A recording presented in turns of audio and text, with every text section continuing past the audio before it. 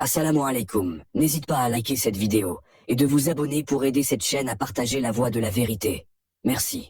am na ñoo xam ne boo wuutee ak ñoom rek dañ lay noonu keroog benn waaye dafa bind ci commentaire te bëri na sax ñu koy def moo tax ma bëgg cee def vidéo pour andi ci ay leeral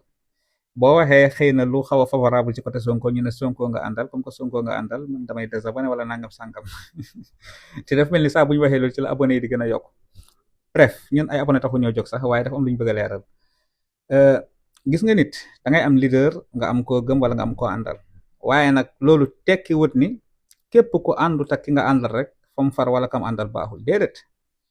man su ma ne Sonko laa àndal wala damaa bokk ak Sonko gis-gis mais lépp lu ma wax te àndoo ci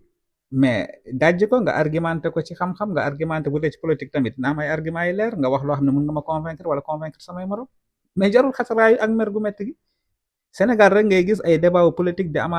ay xaste ay saaga wala débat diine muy am ay xaste ay saaga parce que lan miinuñu wuute tàmmuñu wuute ñemewuñu tamit ku wuuteeg ñoom alhamdulillah man damay sant yàlla ci loolu man ku wuuteeg man tamit garaawul du tax ma noonu du tax ma jàppee la dara ci côté diine ci côté politique man noonu la ma yàlla bindee moo tax am na ci ñoo xam ne ndeysaan maa ngi ciy gërëm sama ñaari professeur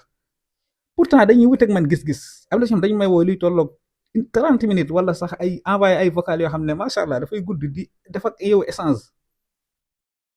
am na ñoo xam ne duñ xoola ñoo xam ne dañ laa nawloo fonk la lool mais dañ lay wax liñ la bëgg a wax ci kaw yar ak teggin ak respect ba yow sax dafay am looy jàngee ci seen kàddu gi te bokkoo leen camp ci politique wala bokkoo leen fi ngeen far ci wàllum diine parce que lan xam-xam la ñuy waxee et puis dañoo yaatu dënn mais fii moom réseaux sociaux yi moom ñi si nekk tey wax ci politique wala di wax ci diine tey sa politique mooñ tax a jóg di wax ci politique am seeni leader ñu ci bare seen bopp yi moom lu ci yàlla xam doy na xaste saaga loolu lañ jàpp am na ko xam ne gis naa mu ñëw ci kii bi wax Ousmane Sonko way wax yi ñaaw saaga ko wax lu ne mais yow man mii di def vidéo bi sax amaan na man mii di def vidéo jamono yi may def vidéo bi Ousmane Sonko yëgul li may def vidéo bi Ousmane Sonko gisu ko xamu ko ay idée mais su may ànd ak moom ay idée la ñuy àndee su may ñàkk ànd ak moom tamit ay idée la léegi kooku yow boo ñëwee nga saaga ko wala nga xas ko après moom lan lu muy wàññi si moom mais yow da ngay feeñal maanaam xanaa xamoo booy xaste wala ngay saaga rawatina ngay saaga koo xam ne defu la waxu la wala nga koy xas ci ñaari parti yëpp moo xam sax da ngay wuyoo Pastef ba noppi di def loolu wala feneen mais yëgal ni boo saaga yaayu Ousmane Sonko wala nga saaga Ousmane Sonko wala nga saaga keneen ku dul moom sax yëgal ni yow sax doyee di ak sax waaye di ngay wane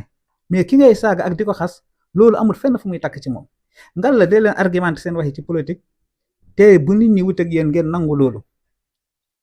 man keroog ba nga waxee di da ngay désabonné wala ñiy wax ni dañuy désabonné wala ñuy nangam sàngam keroog la abonné yi gën a yokk kon am na yoo xam ne jaru ko quoi wasalaamaaleykum wa rahmatullah